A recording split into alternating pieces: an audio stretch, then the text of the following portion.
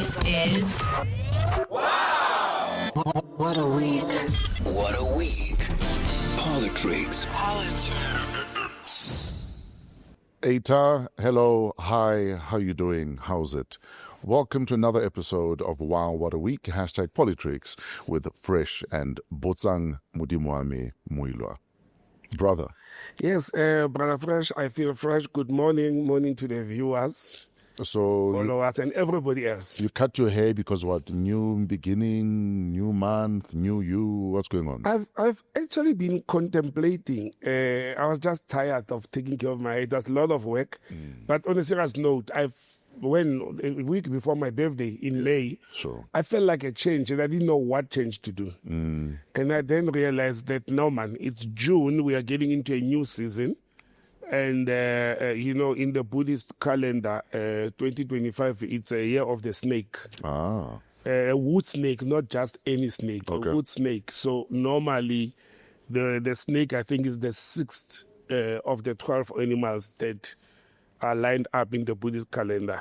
And when it comes to the 6th sense, then it talks of resilience, it talks of intelligence, it talks of change and transformation. And I decided, as much as I'm scared of snakes in real life, I need a change. Let me change. So there's nothing sinister to it. And here we are. Yeah, and here we are, except that my friends are saying Delilah happened.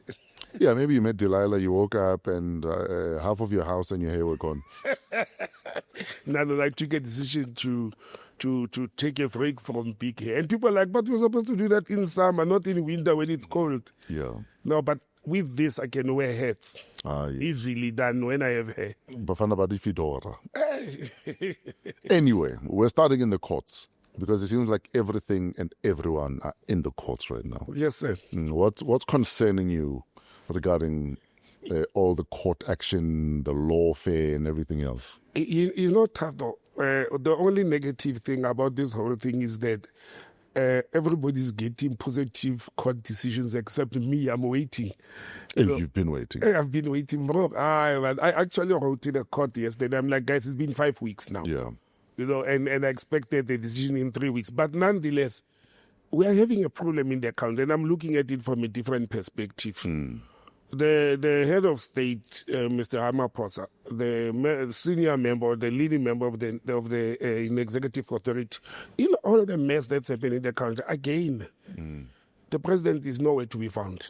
He's silent. There's a lot happening, not only in courts, but in the country that actually requires leadership. And for me, when I reflect on all the political decisions and administrative decisions that are made by the judiciary instead of by parliament and the executive authority, it says to me the center cannot hold.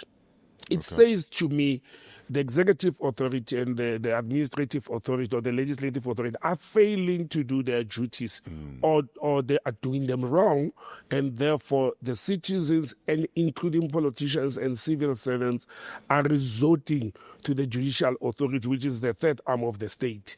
We cannot have so many political cases or politically linked cases that are resolved in courts when there could have been, and we'll go through those cases that happened only this week, in the first few days of the week. We'll go through them and we'll demonstrate to the viewers how where the executive or the administrative authority was supposed to apply their minds, they failed to do so. So we are resorting to the court. So what it says to me, it says we are running the country through courts of law. So what would you have President Ramaphosa do that you feel he's not doing? Tato, the president appoints the cabinet. He's the head of state. He's the number one citizen of the country. He has been voted into that position by the National Assembly, which represents the people. Children are being killed. We saw when kids were dying all over the country or in most provinces through halipirimi poison or organic phosphate, whatever they call it. The president became silent until it went out of hand and people started protesting and threatening foreign nationals or spaza owners. There is, it's not even GBV, there is a femicide that is happening in the country, particularly among the youth. And it's all over. I don't say men are not killed in South Africa, but there's an open femicide for various unknown reasons. The head of state, yes, is not the minister in the presidency, is not the minister of women affairs and youth. But I think when there's crisis, a leader should rise above everybody, because he appointed those ministers, who are supposed to be making those decisions. That's not all. There's crisis in, now we are on load shedding back. There's crisis in electricity. And I don't say the president must interfere with the judicial processes. I'm not saying that because it will be overreaching or overstepping. I'm saying Absolutely. we must avoid arriving at where people resort to courts. So are you saying some of the issues that are ending up in the courts are because there is no leadership in resolving them? That's what I'm saying. Yes. Okay. Some of the things, they would have not arrived at that point. I mean, I read one of the statements this week, a deputy minister of police, and just an example, and I find it very disturbing. A deputy minister of police is blaming some, in inverted commas, aphrodisiac called mpesu that you normally get in around the Venda villages or area, to say that's the cause of rape in that area. I mean, how does a whole minister stand up and say taking a root plant which is purported to be an aphrodisiac is the cause that men rape children and women? What kind of nonsense is that? I mean, in the crisis that we're in, you go and you blame Mpesu. We can't be having leaders who think like that. We are having a very serious problem of, we have always known that we are a violent society, we are a very angry society. We've got men, and I'm a man, I will say, who have issues. And those are things that we're supposed to be focusing on. What brings this anger? What brings this hate towards our own women and children? And we want to blame a plant. So maybe what he's saying is, at the rate men are clearly unable to control themselves, yes, the last thing you need is to now add mpesu to already the rage you have. Now you're angry and you're horny. He was talking about the region. But that's what I'm saying. What I'm saying. That maybe, what she's saying about. Yes, maybe she's saying maybe his argument is already men generally are so weak they cannot control their edges. Okay, Tato. Now he's saying, why are you adding this root to the problem? But Tato, if I'm angry, I always say, which kind of a normal human being has sex when you are angry, or with somebody who's resisting? No. It is not about mpesu. It is not about the aphrodisiac you ate or you took. If that was the case, this would be happening only in areas where they've got access to mpesu. But this whole thing of femicide and rape and what, it's happening all over the country and across the board. Black, white, some are not reported. It's happening all over the country. What are we saying about those that are happening in the Free State and the Eastern Cape and the Western Cape, or even the Northern Cape, where there's no mpesu, or they are not indulging with excessive supply of mpesu? My biggest concern, and I understand why we would say to women and girls, this is how you ought to ensure you are safer. But I don't think we're using the same energy to say to men, do better. Exactly. Stop beating up your partners. We're not engaging. Don't think beating up your partner, discipline. Because there's still guys who believe that a woman must be disciplined. Because sadly, on this continent, a lot of women are still categorized as children. They fall under children. Or subjects. So when I say to Botsang, so how are the kids? Often that includes the wife or the girlfriend. And because of that, there are still a lot of men who think a woman is a child and must be disciplined like a child. And until we address some of those issues of how women are perceived by a lot of men, this will never stop. But instead we keep saying to women, don't go out at night. Dude, a guy will come into your house. You didn't go out at night. But women, there's a child in a diaper. She was not even wearing a miniskirt. But because we're so used to victim blaming, but there are not enough voices saying to men, come on, guys. Let's stop, guys. Let's do better. And I think when I say the government is absent, is that the focus on the resources. And the resources include personnel, radios, seminars, whatever they've been having. the government has left it in the hands of organized NGOs and small. I don't think they're playing a big role in trying to heal and trying to find out from men what is it that is driving them to kill, especially somebody that you know, because what is happening in the country now, it's not only boyfriends killing girlfriends or girlfriends killing boyfriends. It's not only that. It's people who don't even know each other. Sure. You understand? I mean, a 14-year-old, why would I, at my old age, get very upset to go and kill and mutilate a 14-year-old? And why should it be a girl? You see, somebody will say it's because of the body parts that the fake traditional healers and evil people are using. But I'm saying, why should it be a girl? It shows that there's a problem in our society, that the government should do more to deal with it. There's various reasons. The justice and prison authorities, they're not doing much as well. We spoke about this in the past. In fact, yesterday on What a Week, we were hanging out with actor Lebohang. Lebohang Mokwena. Yes. And, you know, he does a lot of industrial theatre. And I was talking to him about how I wish we'd spend as much time TikToking about such serious issues as that which we face.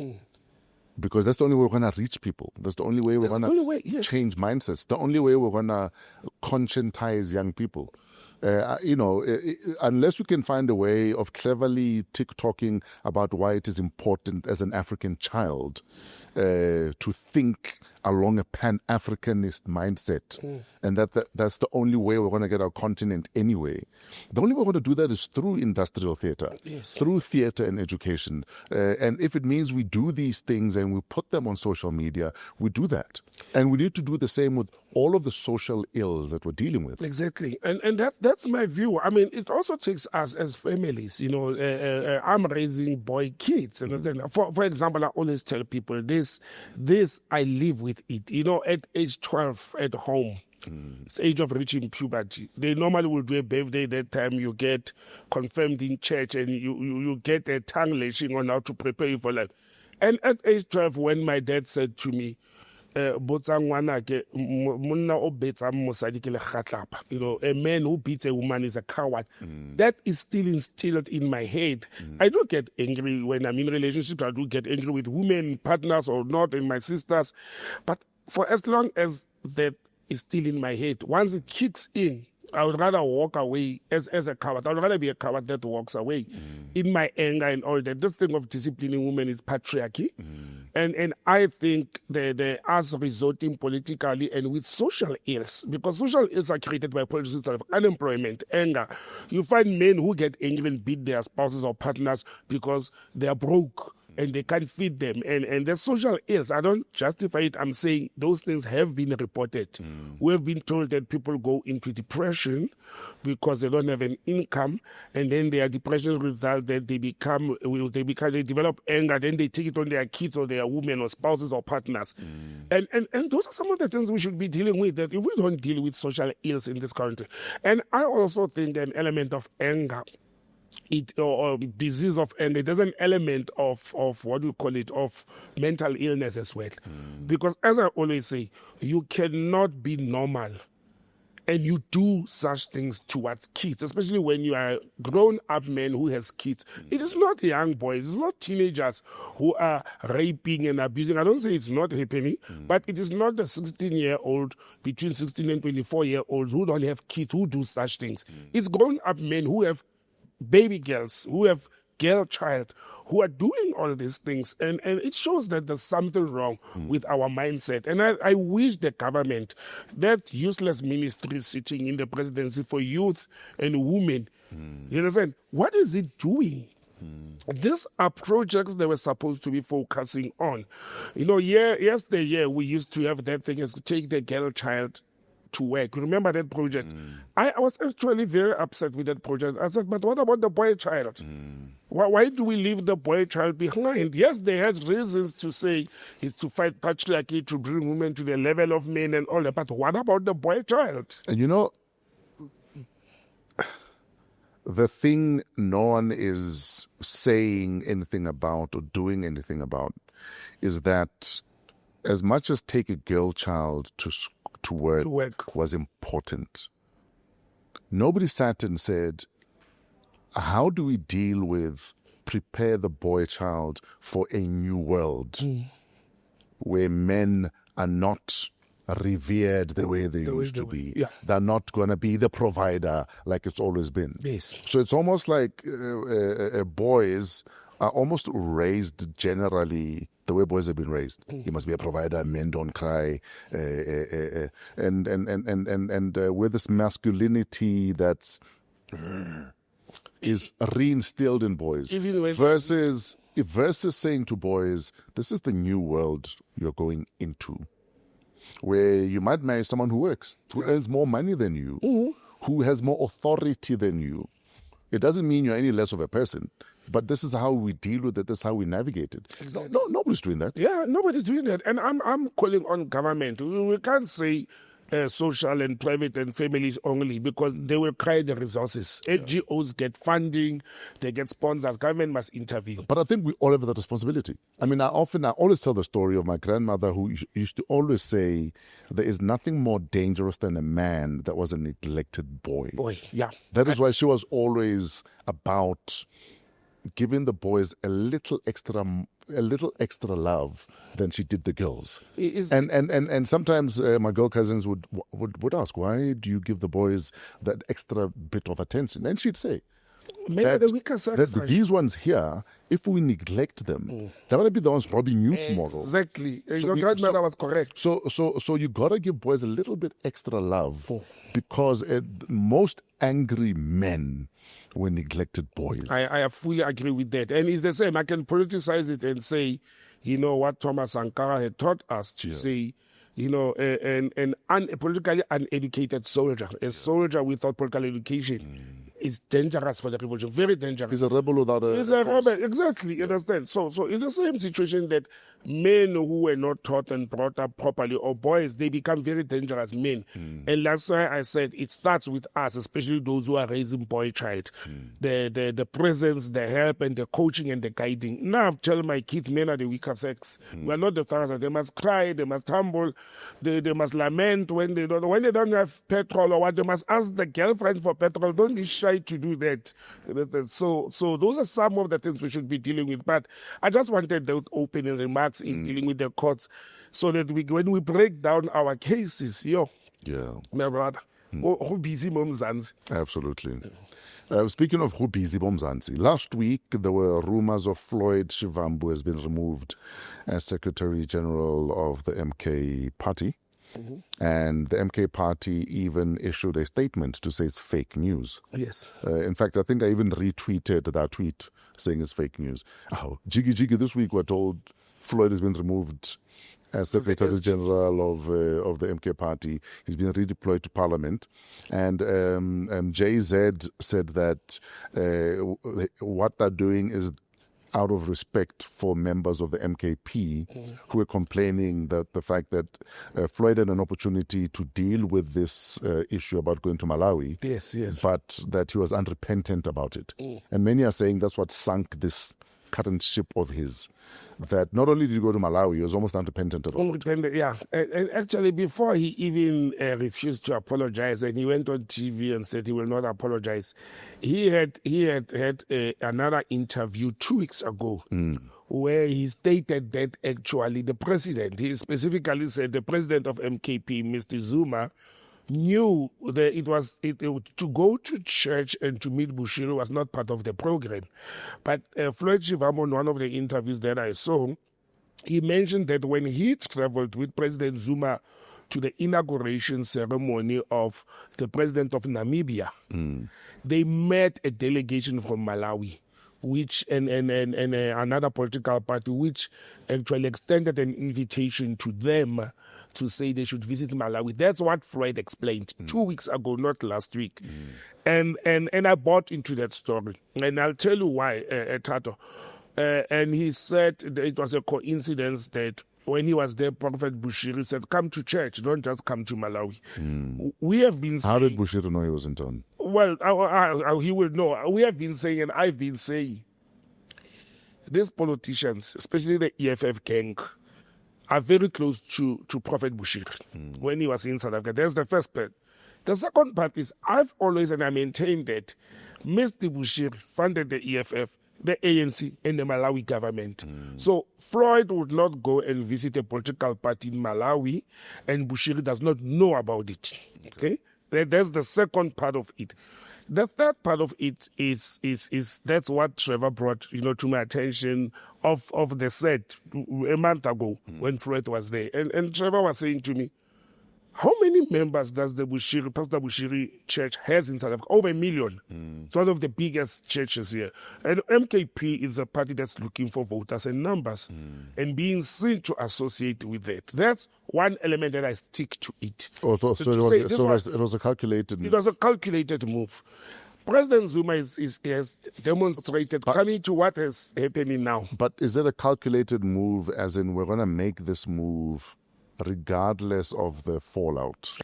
I don't think they anticipated the fallout, and the lament from the public in South African people, because President Zuma in his statement this past week had said even some other organizations that are funding and supporting and churches that are campaigning from controversies of the party have written to their party to say we are not happy about this. Now, you become smart and you become strategic. You have irritated your base. You have irritated even the government, because remember Minister Mamuluku Kubai was one of the first people to issue a statement. They gained momentum. They gained free media publicity when Floyd did that. Okay, I think this is a smart move from Umkhonto, so that President Zuma must not be seen as defending Floyd SHIVAMBU. Okay. Understand? First of all, disassociate yourself from that. Deny that you knew anything about it. He went there privately and diplomatically said it was wrong what he did. He didn't apply his mind as the SG. Satisfy those who were unhappy. Sure. Manage them. But I'll come to you political. There's a bigger picture to this for me. One, it is too much of a coincidence that Floyd SHIVAMBU is being moved to Parliament on the week that the High Court in the Western Cape has ruled against Umkhonto application, or the Democratic Party application, to remove Dr. John Hlophe as the member of the Judicial Service Commission or the parliamentary. Yes, you understand? It's too much of a coincidence for me. Are you saying Floyd being moved is a counter to that? It could be, and I'll tell you why. One of the people who are sitting in that committee is Julius Malema. And since the 2024 elections and the GNU, to be honest with you, there's been laments in the public and within the MK to say MKP, it is not playing its role as the official opposition. The EFF is outshining it. And then I said to people the other day, naturally it will happen that the EFF outshines or deal with issues faster and better than MKP, because the EFF has been on opposition benches. Some of the people in MKP were technocrats and civil servants. They've never been politicians. You understand? The organization is still trying to find itself, to build its structures and all that. So it is natural that the EFF will outshine them. And we have seen recently with the VAT thing, this past week, they lost a case in court regarding the fuel levy. But they've been on the GNU toes since the GNU was formed. And I see Floyd sitting in that committee. Okay. And also it will also demonstrate if Floyd and Julius can work together when it comes to national interest. Because if he sits in that committee, look, Dr. Hlophe is the deputy president of the MKP, but he is still a business person or somebody who may try to go on business. Because I think it's too much for him to be in parliament. From being a judge president of a province to go and be an MP and a chief whip, the head of the caucus. I think it's low and it's too much work. There's too much administrative work happening. And he may be thinking or looking at, he will not leave the MKP. He has aided the MKP to grow and to stabilize. Somebody would say, but Floyd does not have a law degree. Brian Molefe has a new law degree. He's got an LLM. And we know that Brian is more of a business administrative mind. He's an executive person. He's not a lawyer. He studied law. And I think Floyd, with his experience in Parliament, Sure. it will assist MKP. That's how I look at it politically. I don't think people say it's a demotion. So, Bushiri aside, Yes. are you saying this was likely to happen with or without the Bushiri I situation? think it was likely to happen. But why would JZ then say that this is also the will of, this is us respecting the will of party members? Party member, it's to appease them, but also remember fresh. There has been what in military language I will call skirmishes within the MKP since Floyd moved from. Remember, he came as an ordinary member. Then in a week or two, he was an national organizer. Then in a month, he was the SG. So that did not sit well with quite a number of people in Mkonto, whether at the Central Command Council or in the grassroots. It didn't sit well with people. I also think MKP is trying to manage some of those skirmishes within their party that unsettled people to say they come from outside who have been forming this movement and they come and they rise to power. Sure. I think they're also trying to do that while they're trying to bolster their position in the National Assembly. I think it's a good strategy. It's not, look, I always tell people, for me, it is not a demotion because last week we discussed Mfanele Manyi and the move of what we call of Colin Makubela. And I said to people, but why do we call it a demotion when nobody was ever promoted? Who has ever been promoted in politics? You are deployed You're really or deployed, appointed. yeah. And they know, those who are in politics, people who are outside controversies, they may not be aware that controversy is in a fragile position. And I've once said they did a good move by not going to an electoral conference because we know how the electoral conference get bought, get infiltrated. And so they're using a central command kind of a rule whereby Jacob Zuma or whoever his central command, they're like the benevolent dictators. And it's working for them because you know what does it do? It closes the firewall. It puts the firewall around them to protect the decision of these people. But let me tell you also why I think, in conclusion, why I think the move of Floyd SHIVAMBU to Parliament was not in a discipline of going to Bushiri. Umkhonto has a constitution. Ironically, that was finalized by Floyd SHIVAMBU. Ironically. Yeah. It has a disciplinary process that they applied, ironically, to Ntate Zuma's daughter. She was the first casualty of that clause because the others that came before, the Kuma laws, this part of the constitution was not there. If it was a disciplinary process, they would have held, I nearly said Floyd to a disciplinary process. This thing didn't happen. He was not called in to explain himself, and there was a disciplinary process. Then they find him guilty or not. They didn't go through that. So why would the political party that is trying to find itself ignore its own constitution, ignore its own provisions of a disciplinary process and decide to redeploy to Parliament? Trust me, I want to align myself with what the ANC leader in the Northern Cape had said. Dr. What is the leader of the ANC in the Northern Cape? Saul, I think it's Zamani Saul. You know, he said something very profound, contrary to what the SG of the ANC, Fikile Mbalula, said. Zamani Saul says, and I said it to people, do not underestimate the chess moves of Jacob Zuma. Sure. Do also not underestimate the wisdom and the character of Floyd SHIVAMBU. Sure. He's a political animal. He has never worked anywhere in his life except from school courses, politics. And he has been in Parliament since the formation of the EFF. Sure. He has been, in Parliament. And we may undermine this. They may have what do you call it, a plan B of it. But in conclusion, we know that Jacob Zuma, even when he reshuffled cabinet, he did it always in a very weird way, in a way that we never anticipated. We never knew the reasons. In the middle of the night, the president will call a press conference and announce reshuffling of the cabinet. So why are we surprised when President Zuma is behaving and or conducting himself in the manner that has worked for him? For the 9 years he was a president of the republic. So for some of us who are observers, we're not surprised with the move that Zuma has implemented. But I don't think this is rattling the controversies apart. I don't think so. I think Floyd has a better and bigger role to play in Parliament especially that Judge Trope is now going to focus on challenging the decision of the Western Cape High Court. They're taking it to the Supreme Court of Appeal and most probably to the Constitutional Court. Yeah. Understand? So I think those are the dynamics they are playing. You know, that case of Trope as well, it still buffers me. I was going to say, while we're at the Shope case, I mean, the DA see this as a victory, of course, against Shope's JSC appointment, and they say that it also upholds the rule of law. What are your thoughts on the outcomes? Well, look, Tato, people have said our courts are captured. I'm one of the people who are saying some of our courts, and when I say courts, I refer mainly to judges, are really playing in the political space. We have seen it over and over before.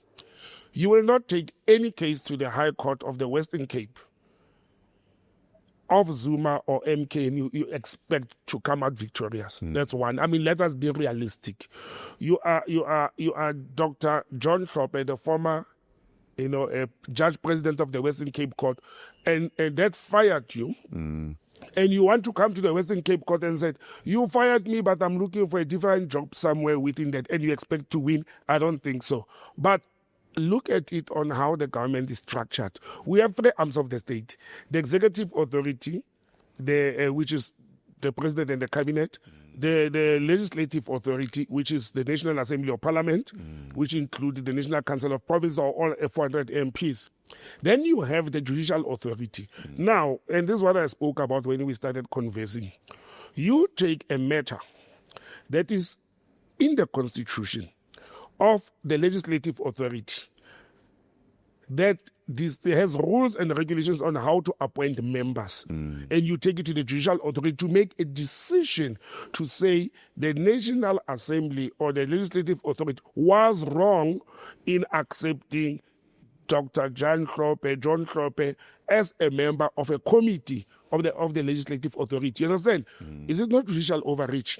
The Constitution is clear who can be an MP. Yeah. The Constitution is very clear. Sure. You get nominated by. So are you saying political only party. Parliament should be able to decide who's fit for that? Only the Parliament, because the Constitution says among the 400 MPs, they can elect themselves or decide amongst themselves. And self-manage. Yes, and self-manage who sits in which committee. Where is the justice sitting in there? And somebody says, yeah, but for moral and ethical reasons, he was dismissed and impeached or whatever as a judge. Therefore, he cannot sit in a committee that recommends judges. That's what they are saying. That's their argument. But he's now served his time.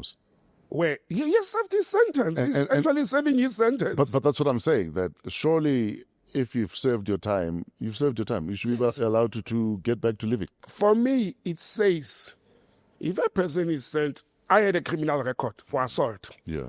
And the law is very clear. It will stay there for 10 years until I apply for expungement, and therefore I'm a clean person. When you go and check me at the police, I'm a clean person. So they are actually saying, you have served your term by your pensions and your status being withdrawn and dismissed from work. He's been punished for the You've offense. been punished for your wrongdoing. Yeah. Now it means you can't leave, or are they specifically sitting only on that committee? So do they say Judge Trope or Dr. Trope can serve in any committee, But not that in one. Parliament, but not that one?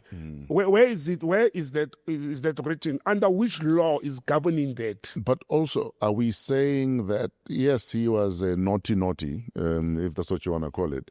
Are we saying that his years of experience would not be more invaluable in the committee than outside of the committee? You see, because this is politics, they are saying his years of experience and his academic qualifications as the first youngest judge president has been erased, wiped off. Because now that's my because of his wrongdoing. Because that's what they actually literally are saying, to say it's not valuable, because when he sits there, he's not the chairperson of that committee. There's other committee members. The ANC And whatever his and opinion- the GA have more members in that committee. And whatever his opinion can be countered by any other people if you Yes. don't agree with him. Yes, I mean, look, for me, I think if they take this matter to the Supreme Court of Appeal. I'll be surprised if the Supreme Court of Appeal does not overturn this and allow it to go to the Constitutional Court. There's no rule, there's no law that says if you have committed a crime, pardon me, and you have paid your dues, therefore you must be ill-treated. You must always be looked at as a prodigal child in South African politics. And I think Dr. Klopp is going to dedicate his time in this. If I was in his position, I will challenge this, because then you are hamstrung. Sure. You understand? Then it means you can't move on with your life. And I wonder if John Kloppe was the member of the D or the ANC, what could have been the situation? I've made an example in the past. I mentioned a member of that committee from the Democratic Alliance, advocate, I think it's Breitenbach. You know that advocate Breitenbach, when he left the National Prosecuting Authority, he was facing disciplinary hearing. He left under a cloud. There were charges or allegations. She resigned and she left and she focused on policing the DA. But she's sitting in that committee, and it's okay. Nobody is saying, but Breitenbach had faced allegations and or charges of such and such a nature, which she avoided. But they're going to argue that, but she's not found guilty of anything. So yeah, but you see, that's again where the problem is with government not putting closure. When politicians move around, they mess up somewhere, and then they move somewhere, and they mess up and they move somewhere. They don't put closure. And that's why I've been advocating for that. When civil servants who are political employees mess up in government, we must hand them to their graves. And the reason for that is because if they have unduly benefited, we should be able to can retrieve what they've benefited. But if we let them go and say they've resigned, they've left the office, it's catching up with us. And I can imagine if Judge Lopez's legal team are going to bring such examples in what you call it in the court. And do you want to tell me that I know there are people that has been allegations of corruption, misconduct, and whatever in Parliament, but I wonder if all 400 of them don't have criminal records. I wonder if all 400 of them in the past have they not been convicted. Let us use Gayton McKenzie as an example. Gayton McKenzie was convicted and sent to prison for crime, robberies, serious crime. He was in prison for that. Actually, when he left prison, he was even being investigated and charged for that issue of sneaking cameras with Kenny Kunene. Oh, yes. You remember? Now, Mr. Gayton McKenzie, Mr. Honorable Minister Gayton McKenzie, he's a minister in the executive authority today. Why? His criminal record has been expunged. It's over 10 years. His name is clean. Now, why can't they stand up and say Mr. Gayton McKenzie is not fit? And I'm using Gayton proudly so because I'm one of the people who are close to him and don't have issues with him. So he can kill me out on the street for using his name. But Gayton McKenzie was a convicted criminal. He served his term. His criminal record was expunged. And now he's a minister in the cabinet. Why are we okay with that? But we are not okay with Dr. John Kloppe serving in Parliament, not even the executive authority. You know, if I was MK, I was going to do something very funny. I was going to, before he takes to the FCA, I was going to move Dr. Kloppe into one of the committees. The other committees? The other committees of Parliament, like SCOPA. And see if they will accept. Should they dare accept, then that's your leave that you use in court. To say, but there is no balance of rules here. How can he be allowed to serve in the... Are we saying that committee is more important than the other committee? And I'm saying there is no rule that is stopping them. I think the judiciary has interfered with the legislative authority of the country, which is defined clearly in the Constitution. When it suits them, they talk of the Constitution is the supreme law of the country. When it suits them, what is the Constitution saying about committees of Parliament? And that's my question on this issue. What is the Constitution saying? You understand? If the Constitution is clear on what and people say, but yeah, the court has decided, the judges have decided, as if judges, Tato. You know, I have a problem with this thing of judges. Judges are human beings, guys. Yeah, most of them are even acting judges. They're human beings, but are they not applying a law that all of us can see that this are the rules they're following. Therefore, they're working from a rule book. Well, that's what I'm saying. I'm challenging all legal eagles to show me which rule did the court apply now. Not general ethics. Rule. We work by the rule. Which rule did the court apply in this instance? You can't come in and talk to me about ethics when you've got other formerly unethical people In the same house. in the same house. Understand? Are you going? No, it's. But are they in committees, though? Look, Chato, I've mentioned Gaten McKenzie. He's beyond the committee. He's in the executive authority. There's many others. There's many other people who are serving in various portfolios of government and where ethics are very important. Are you saying if you are in prison for rape and you come out, maybe I'm using the bad example of a fraud, and you come out, you go and you study, you become educated, your criminal record after 10 years is expunged, and you apply for a job of a CEO of one of the state entities, you should not be appointed to that position because you once committed a crime. Then it means we should not have parole, expungement of criminal records. Yeah, but it goes back to what I've always said, though, that's why I believe cancel culture is silly. Yeah. Because cancel culture says anyone that has done anything wrong must be put in a dustbin and they must go die there. Exactly. Then we can as well take everybody in the ANC and other political parties except so we can jail them because they were criminals under apartheid. They were in prison as criminals, not as political. I said it in this show 3 weeks back that Robert Sobukwe, according to the apartheid records that we still follow, Robert Sobukwe was the only political prisoner in this country. All others were criminals. Sure. So criminals are sitting in cabinet according to the apartheid system that we inherited.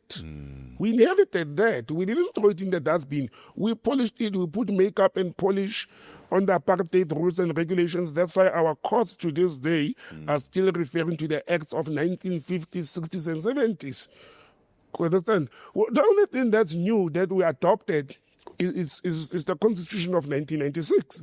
Everything else we've been amending forever. Sure. So it's a wait-and-see situation, but it's going to be very interesting. So for me, I was linking the two. The first SHIVAMBU's move, the Dr. Thorpe thing, I think it's too much of a coincidence.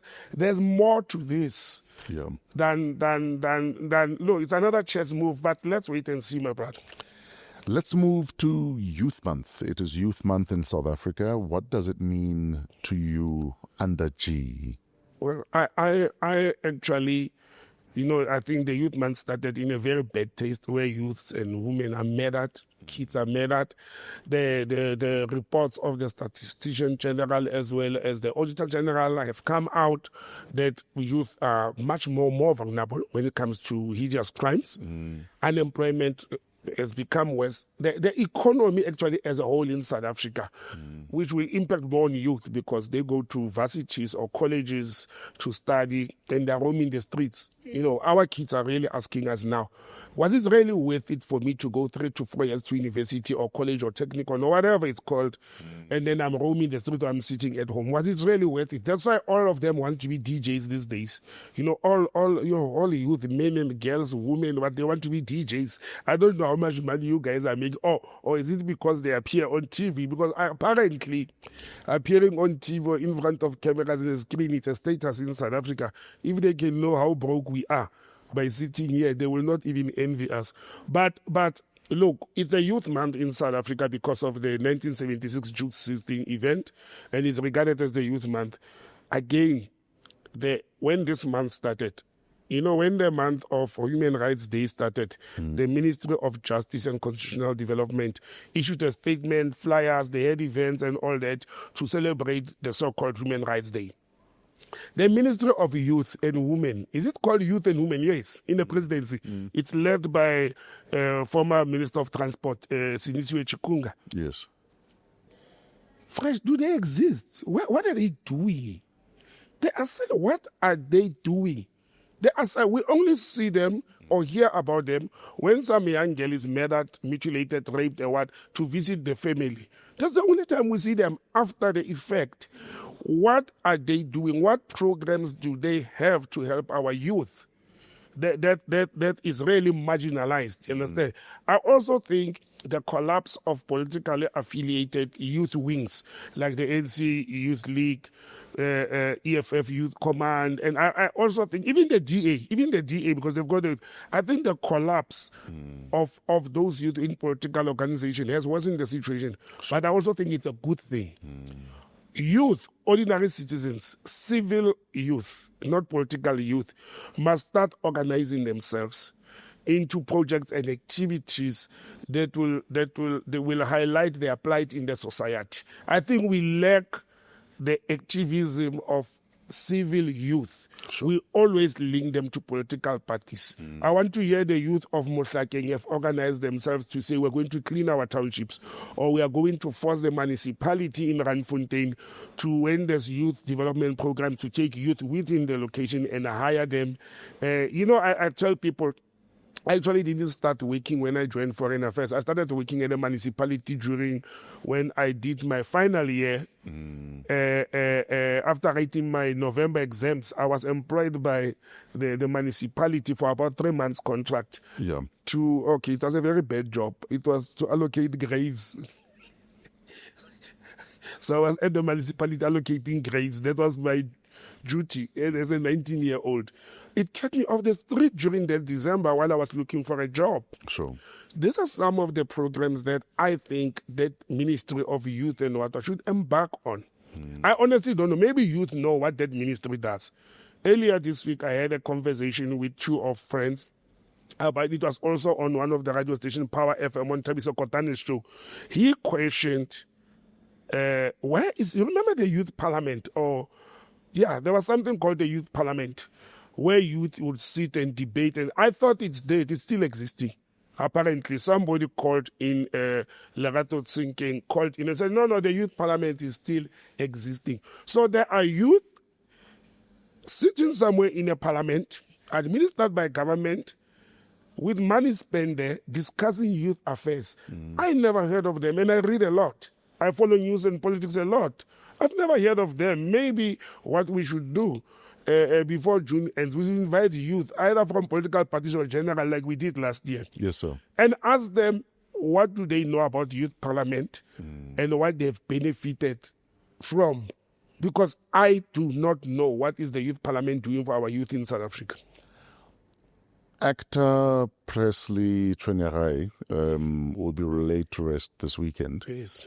And the Northwest government have been waxing lyrical with pride about how he is one of the products of the Mabana Cultural Center, Kumabatu. Yeah. And, this is a story I've been singing for the last 25 years, that I'm saddened by the fact that there's not been an ability to replicate that in other towns and cities. Yeah. Where you have a center where youth can go, have that talent sharpened, and prepared for world stages. Yes. The way Mabana, managed to do. And, maybe there are communities where there are such projects. And if there are, we need to make more noise about them and channel more youth through those programs. Because unfortunately, a lot of young people have the talent, the skill, the drive, and they just need someone to say, we're going to channel you, we're going to sharpen you. The way we're doing with soccer academies, where young people are going to soccer academies. And unfortunately, a lot of soccer academies need money. So there's raw talent that is not making it to academies because Mama and Papa can't afford to pay for you to go there. Yeah. But we need, and we can't just count on government to do it. My big challenge to every business person in every village in this country is, how are you able to facilitate for there to be either a program or a center or a place where young people can be taken off the street, young people can be kept busy, and where we can, even if we need to, parallel educate young people, because our education system, I don't think, is preparing young kids for Africa in this century. Tata, I'll tell you why business people are not doing it. Yeah. You know, before I go back to the president, the Marato Center, it's because these people that we see as entrepreneurs and business people in township, they are not business people. Yeah. That's the first problem. They are not Tate Sono who used to own KFC or a supermarket or taxis, and he plows back into the community. Because once you are a business person in the community, Ntate Maponya, Yes. because it played two roles. One is to plow him back into the community. The second part is the security element, to say when you give to the community, they will protect and defend your business. Yes. You understand? It also had that role and influence. But these are not entrepreneurs. These are entrepreneurs. These are people. The people we see with flashy cars, money, and businesses that open for 6 months, they are closed. That's why there's no stability in businesses. It is because it is reliant on political tenders or government tenders. And that's why their businesses are forever changing. There is no serious entrepreneurs who will see the benefit of developing youth and bringing back to your community. There is also an element of people who are business. Let's say I come from Randfontein, that's my hometown. And if I was a businessman today, majority will not see of blowing back to the community where you come from because you no longer live there. You have disassociated yourself. Your kids are no longer there. These kids that you see there, you don't even know them. And some of their parents, they've moved to your township after you move out. So there is that element of selfishness amongst African people. There's that problem. But you know, the Mabana Cultural Center, we have spoken about this before. Majority, a lot, and not only that, and people must not think we are praying or praising Bantustanship, but where they did good. I mean, Buputatswana and Namangope, that's not only the Mambata cultural center. A lot of artists are products of that cultural side. A lot, whether it's stage actors, whether it's film actors and all that. The Lucas Khadebe, the former Bafana captain, was a boy from Deep Kloof. The minute Lucas Khadebe moved to play or to study or to live in the former Buputatswana, I think he was playing in the Botsang. and he was in the Bobson League. Yeah. Understand? He became, what did he become? An international star. The first black person to can captain a team in England. You understand? Being a foreigner. Now, that's not all. There's many. I mean, we had the late Bob Mabenas. He used to talk about how that studio made him in that. But I can mention a few, despite in Soweto, when we grew up, and I didn't grow up in Soweto, there was Funda Center. Yes. You understand? Yes. I'm a product of Funda Center. On Saturdays, my dad will take his last 5 rands to make sure that I go to Funda Center and learn politics and read Abu Ngugi wa Thiong'o and Chico Nyan. And that's what we need. You understand? I know in the Eastern Cape, that's why the Eastern Cape had some of the best boxers in South Africa, even produced world champions, welcome leaders of this world. The Eastern Cape, under a Bantustan of the Opak Ozos and the Matanzimas and all that, they had some of the best boxing academies. Not to say people from Northwest Gauteng and other provinces cannot be boxers or cannot be fighters, but because they had that academy. They were nurturing from childhood. They were nurturing from childhood. And again, another one is rugby. That's why most of the best black rugby players in South Africa comes from the Eastern Cape, because not only because of the programs in schools that produce the Siyagulis, but from childhood they've got that academy, the passion for rugby and all that, and we lack those things. And this is where when the administration of Jacob Zuma merged this, removed the youth from, you remember this Ministry of Women and Youth, it used to also include it used to be women, youth, and people with disabilities. People with disabilities. Now, under the Zuma administration, they created and merged arts and culture with sport. And I think it was a right decision, because then you can use the arts, the culture, historical culture of our country, and sports to can groom. And this is where I call on Minister Gayton McKenzie to rise and stop praising the GNU, rise above everything else, do something for the youth of this country unashamedly, so that when the GNU falls, because it will fall at some stage, when the GNU falls, Gayton McKenzie, the Patriotic Alliance, can stand up and say, we came into government, we found youth marginalized, particularly disadvantaged youth from townships. This is what we did, A, B, and C. You know, low-hanging fruits, targets, and what you can do. To go and think of Formula One is a good thing, and I support him to bring Formula One to South Africa. But let's start where there's already a foundation. Me and you last week, or was it 2 weeks back, we spoke about how this very studio, that is a home for thousands of youth who are learning either music or art or podcast or what, the media industry, it's facing financial and challenges, crisis, because it's not being sponsored. Sure. And imagine if AMPD, the studio where we are sitting in, shuts down. And I mean, AMP Studios is a perfect example of that. Yes. And shout out to Old Mutual, who were the initial sponsor. Yes. I think MTN came on board about a year ago. Yes. But a center like this is free for creatives. Yes. If you're a creative and you need studio time, you need a world-class studio. There's a studio upstairs. Of course, we have used it. We have used the studio upstairs. That you can use for free. Yeah. About 80 podcasts are housed here Actually, at I spoke to, what's the gentleman's name? John. With John. Yes. He said actually it's over 100. This morning when I came, I met him and he said it's over 100. 100 podcasts are shot in the space yes. for free. For free.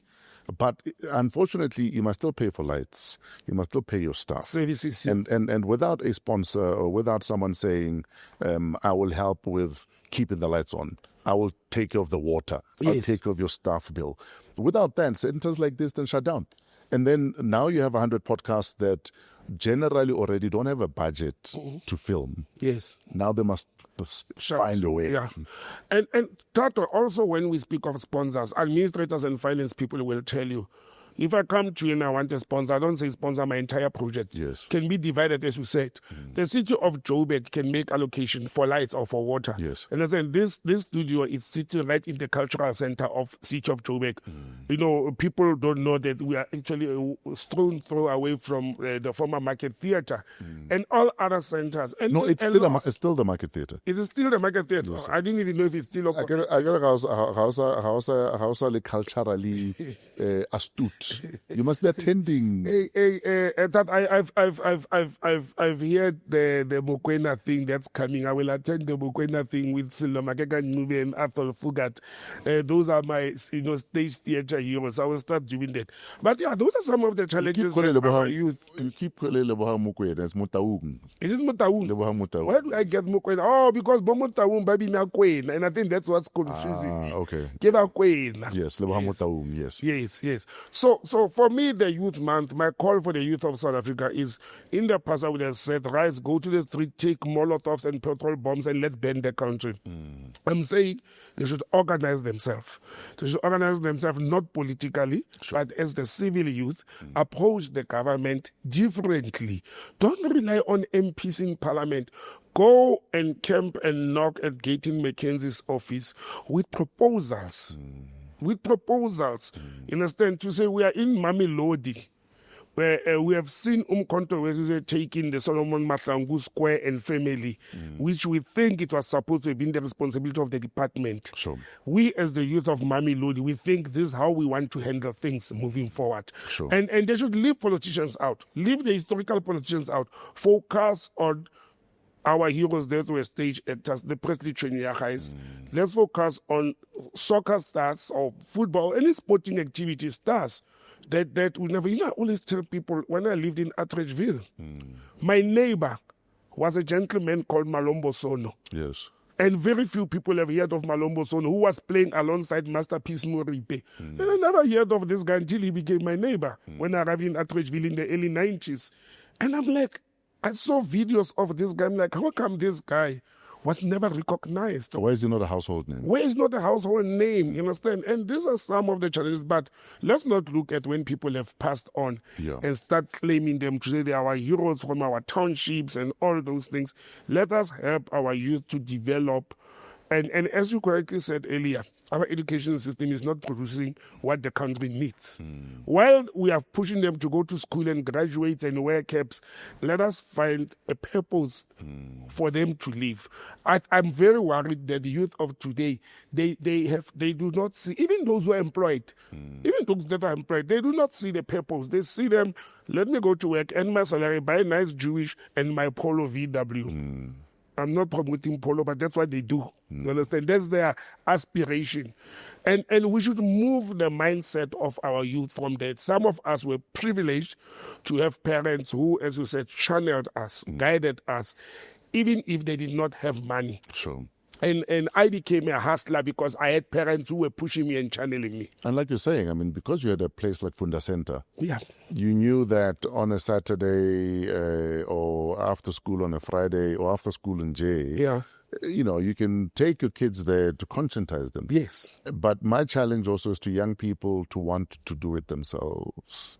But To be hungry enough to be not just I'm a youth just for vibes. Kumnati, you know, the piano. look, I'm a bad father. I'm regarded. I know I'm a bad manager and a bad father because I was using the military thing at work and at home, and it didn't work for me. Yeah, You can channel them in where they have passion. exactly. You can channel them in where you have identified their talent. Sure. Don't force your child. Like my dad wanted me to be a socio-political analyst, legal, what, this and that he didn't know. I became the worst child at school because everything that he wanted me to be, actually, he must be very proud now that I'm a socio-political analyst and without a degree in that field. You see, Dad was right. He was forcing me to be what I'm doing. Dad is always right. That. Dad is always right. You might realize 40 years later, but Dad is always right. So they must know if my dad could have realized that I wanted to be a soccer player, rugby player, and also an actor, I think I would have done very well in rugby and acting. No, that old man, he wanted me, he even forced me to go and do courses at UNISA, technical and SA, that were not in the, the curriculum of, I was doing public admin. My dad forced the school that I must register for mercantile law because he wanted me to be a commercial lawyer. And it was not part of the curriculum. I had, when other kids were doing 4 courses, which is 8 modules, Sure. I had to do 10 Yo. because this man, But look at you now. You're more rounded because of it. yeah, but You even represented yourself in your labor throughout, issue I'm because of that foundation. Hey, but the pain that goes with it, and the youth of today, Yeah. they are not as obedient as us. We should also read the room, your words. Let's read what is happening in the country. The youth, when I forced my first son to do what I thought is best on, he rebelled. He actually quit varsity on the first day. So I'm not doing that. I want to do this. And I'm like, if you're not doing this, I'm not paying. You know, for instance, that's why I am very pro gap year. Yeah. Take a gap year, find yourself, and go do that which you're passionate about because you found yourself. Because I have a lot of friends with children that have done first year 2 or even 3 times. Because after first year, they realized, maybe I don't want to do this. It I wanna do works, something else. it works. So I'm not that black parent who says, you're done with matric, go to varsity. Yeah, but well, I can't be a parent anymore. I'm done with parenting. Ofeditse. I'm done. I'm poor today because of kids. I want one more. I know, you always tell me. Tato, do you want a sibling? Tato is shaking his head. I want one more. I know. You Oh, always Tato, tell just me. one more, dog. Kids will tell you not another one. I'm done with kids. You see, I'm also that parent that will consult my son to ask him, do you want a sibling? I'm not going to just say, ta-da. So you are in a democratic house. I am a benevolent dictator. Yeah. Well, you're like the Sultan of Brunei. Yeah. I'll feed you, but you must also do these things. Yeah, exactly. You don't know how my kids got angry with me. I never gave my kids money to buy them toys. They had to work for it, wash my techies, sneakers, wash my car. Yeah, fairly you must earn. You know, they had to earn it. If you don't, you're not getting anything from me. Yes, sir. Yes. We're out of time. I don't know if you're now. Now, what did we have there? There's one case that I want to speak about, the Cholota's case, because of its concern. Oh, yes. Okay, so Morwadi Cholota Yes. was Ace Mahashule's PA. Yes, sir. And then she was in the US studying. Yes. And the NPA wanted her extradited because I think initially the plan was turn state witness. I think she refused. Yes. And then they were like, but we want you here anyway. Yes. And she was extradited. And we're now finding out that she was extradited based on a lie. or misrepresented information. Yes. Tell us more about that. And also link that to the Dr. Makudumane case, because many are still arguing that the way she was brought in with Thabo Bester was not legal. Was not extradition. I'm touching my phone. I know Mama, we didn't tell people that Mama is back in the house. Is gonna be, and I just want to get the name. You know, we have a follower who is in Holland. Yes. And she said to me, she wrote to me, she said, listening of you guys keeping us until weekend. Yeah. It doesn't work because I can't wait for weekend to know your view and your opinion, because she reminded me. Yeah. During the course of the weekend, said to me, you know what I knew in Tato? When this lady, I don't know if the name of the lady is Vuyo, I'll just mention her own name. She works for a French company in Amsterdam, I think so. Yes. So she's one of the followers of this show without fail. She reminded me of the episode when this lady came back. Nandipa. Not Nandipa. We did cover that because my problem was like, hey, I am a bit uneasy, if you recall, about once you see the Hawks and NPA bringing cameras and lights and machine guns, the Hollywood style extradition. Because she even lamented the fact that you guys even caused me unnecessary embarrassment with the way you Hollywoodized the whole thing. I said, and this is where I challenge the Minister of Justice and Constitutional Development as well as DERCO. I don't think DERCO is taking its position in all these extraditions that we have, Tato. And I'll repeat, I want our viewers, I'll go and get that episode and ask Tato Jr., whoever, to reload it so that people can go and look at what I said that time. One, the Americans were very clear to the NPA that we are giving you this person extraditing procedurally was what, on condition she is not going to be charged with fraud and corruption, but as a witness. Yes. Understand? They said yes to the Americans. They come here, they charge her, they make her one of the core accused because she was refusing to comply or to cooperate. That's the correct word. To cooperate with the NPA. And a lot of extraditions come with conditions. Yes. So, for instance, an extradition could be, because you're the country with a death penalty, we will agree to extradite a person on condition they're not sentenced to death. Absolutely. And then you have to abide by that. You are 100% correct, because I was telling somebody that, for example, the South African Constitution does not allow us to extradite a person who is wanted in another country for murder, and that country has capital punishment, like it's going to be hanged or choked or what. We don't. Now, I don't want to look at politics of Ace Makashule and what and the fraud and asbestos. I want to look at the rule of law. The rule of law is very clear on how extraditions work. And I said at that time, this lady will walk free for the government to do wrong. I even said, Tato, at that time, extraditions are the competency of one, DERCO, the Department of International Relations and Cooperation. It's a consular service, together with the Department of Justice, and nobody else. Nobody. The Department of Home Affairs under the Immigration Act, they've got a certain role to play, for example, to confirm that, yes, you are a citizen of South Africa and so forth. But the NPA is an agency of the Department of Justice, or reporting to justice. Number one, they wrote, what do you call it? When you apply in court, there's something called the founding affidavit, which is your basic document. On the founding affidavit of the NPA to the court of Charlotta's case, the NPA head, Deputy Director of Public Prosecutions in the Free State Province, because she's from there, stated that she has the authority to can request extradition. Where? I've said it. I mean, I'm not a lawyer, but I know that it can only be justice or DERCO that does that.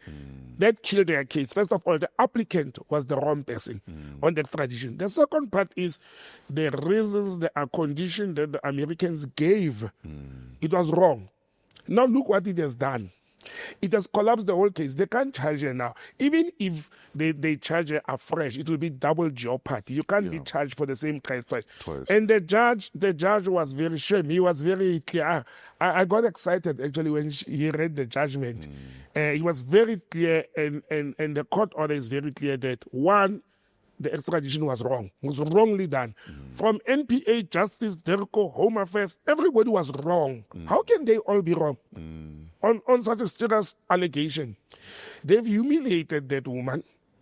So now she has a case. They've humiliated her. They even handcuffed her. And there were police from the Hawks. By the way, the Hawks are with rifles escorting her from the plane to the Hawks GTI VW, again another VW. And she's even proven that some of the information that was in the information submitted to the Americans was a lie. Was a lie. That she has links in Kenya, so she's a flight risk, or that we can't get a hold of her. And she proved that I've been responding to these people. They've got my address. They know where to find me. Exactly. I was not like I was running in I'm the not US. running away. They knew where I was. Just because I refuse to be a witness against my former boss, then they paid me as a bad person. And it is sad, Tato, that, politicians or political office bearers, they use civil servants to fight their political cases. You understand? And innocent people who are mere civil servants and employees of the state or are serving politicians, they end up being the casualties. The story of they throw it under the bus. Luckily, in this instance, Tate Ismakashule has been standing by her. But the government can't touch that lady at the moment. I don't even see them wasting money on appeal. They think they can get away with this thing. Yeah. And I'm saying it today, on the first Saturday of June 2025. Or is it the second one? I don't know. Watch the case of Nandi Pamagudumana. Sure. And somebody, when I addressed this case in some social media platform this week, a lady was swearing at me, somebody very close to me, that she can't believe I'm thinking along those lines. I'm not thinking the crime, the murder, the jewelry with Thabo Bester and what. I'm not talking about that. The how she was I'm brought. talking about the how. In my experience, and I can tell anybody this for free, in my professional experience, I was a consular official for DERCO for 13 years in 3 countries. Nandi Pamaguduman, I'm not talking about Thabo Bester. In my books, she was abducted from Tanzania. And I've mentioned before the reason I said that there's a difference between extradition and deportation. Nandipa, there was no application for extradition because she was not hiding there. Okay? So it was not an extradition. They say it was deportation. It cannot be a deportation. If you don't enter legally. No. The Tanzanian government deports. Yes. The country that where you are an unwanted immigrant. Sure. Nandipa was an unwanted immigrant in the Republic of Tanzania. It is the duty and the responsibility of the Republic of Tanzania to primarily identify where does she originate from. Okay. Because she's there illegal. And then facilitate for her to be sent back home. Not even only facilitate, deport. Sure. It's their duty. I've said before, the South African police services, whether it's the Hawks or what, because the Hawks are police, specialized unit, they have no jurisdiction to arrest anybody in the world outside the borders of South Africa, except when a criminal is wanted under Interpol, Sure. and Interpol of that particular country arrest that person and hand them over to South Africa. But this was an immigration issue. Nandipa Magudumana was an illegal immigrant in Tanzania. In terms of the consular services and immigration acts, the Tanzanian authorities were supposed to take Nandipa Magudumana and hand, after identifying that she's a South African, and South Africa has confirmed that, yes, that's our citizen. We're talking immigration, not criminal. And hand over Nandipa to the South African authorities in South Africa. That only is what the law prescribes. In South Africa, how you had Bekitele, private jet, machine guns flying into Tanzania to do what? It's overstepping your boundaries. That's why I call it abduction. They are claiming that they handed over Magudumana to immigration officials. Not even immigration officials. They say the embassy of South Africa personnel was there. That's why they are claiming. Yes, they were there, but are they authorized to could have received Magudumana? Did they receive Magudumana, or was he handed over to the police and immigration officials from headquarters? Okay. Understand? To go and take her there. The story that she said she's missing her children, she wants to go back home to her children, it doesn't hold water for me. But our viewers, followers, and critics will remember me explaining this case, although I think the court may be under pressure due to what we will call a public outcry. Because should Magudumana's case go the route of Cholota, it means Magudumana cannot then be charged with any other thing that is linked to that escape. Sure. You understand? Because the law is very funny. They call it the urine and water contamination. To say once urine is in the water, you cannot go and separate the urine from the water. Whatever you do, the water is contaminated. Even if you can go to a lab that will remove the traces of urine, that water is no longer pure clean water, it's contaminated. They've contaminated their own case. And people will hate some of us when we explain this process, that what was supposed to happen, the Tanzanian authorities were supposed to put Magudumana on a flight, whether with the Tanzanian cost or our cost or what, and come to OR Tambo or to what you call that airport where they arrived in Lanseria, and hand it over. That's what should have happened. And because of that should have happened, I challenge anybody who will tell me what kind of deportation is this, whereby we go and we abduct a person. And I'm saying these things to say to people, taking shortcuts in government administration and the law, it's not going to help us. Not doing things by the book, it's not going to help us. They've done heinous crimes.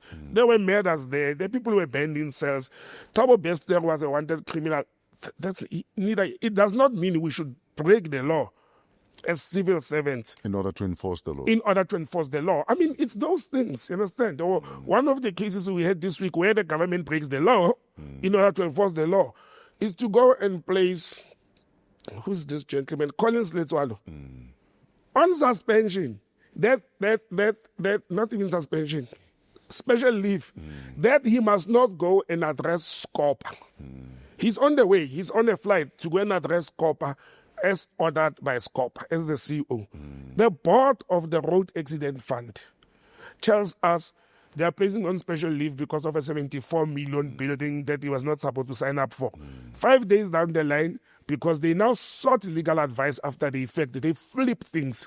They're like, we are told it's illegal to place him on special leave, therefore we are suspending him. Guess for what, Tato? He is now on suspension, Collins Letswalo, because he didn't go and address Scopa. He didn't honor the Scopa call to say, come and explain to us. But he couldn't because he was on special leave. He could not because his bosses, the board, placed him on special leave. How do you expect me to perform my duties when you told me go sit at home? How? And now the country is frenzy about this whole thing of Collins Letswalo and RAF and Scopa. I've seen Zibi, the chairperson of Scopa. Songezo, yes. Songezo, who is a member of one of the political parties, so he's a leader. Saying these people are alone to themselves. We've been calling them, they're not coming. I would have informed myself first if I was Zibi. Why didn't he come? Why did the board put him on special leave and they now change in less than a week to say now he's suspended? He's suspended for not doing his duty. What do they call it? You make it impossible for me to perform my duties. Sure. And when I fail to perform my duties, you want to suspend and charge me. I'm saying we are in for a circus. And that's what happens when MPs become members of Boswell Vilkie circus and they take jobs of comedians. It's a comedy what is happening in Parliament. It's a comedy. I mean, those are some of the things that in the next week or two, Tato will be looking at. Challenges. And on that note, we're done. Thank you, my brother. Where do you find you online? Yeah, we are in trouble. They're shouting. Serious? That side of the room, they're shouting. Where do you find you online? botsangm@gmail.com and at botsangm on social media handles and 083-884-7787 only on WhatsApp. Thanks, Brother Fresh. We'll talk less next week. No, we won't. We must just start earlier. Yeah. Thank you for tuning in. Thanks for hanging out with us. Thanks for being a part of Wow What a Week. #PoliTricks with Botsang Modimowame Moiloa. We are coming to you from AMP Studios, home to over 100 podcasts on this African continent. We're part of the African Podcast Network. Email waw@africapodcastnetwork.com. Shout out Trevor and his team for all of the cinematography, YBF for all of the behind the scenes shooting and documenting and contenting, because apparently content is king and we prefer content, but yeah, content is also king. Keletso Modisa King is our executive producer, and you are one of our favorites because you bother to tune in, to subscribe, to like, and to share. Till next week, have a great and a wow week in spite of yourselves. We're out of here.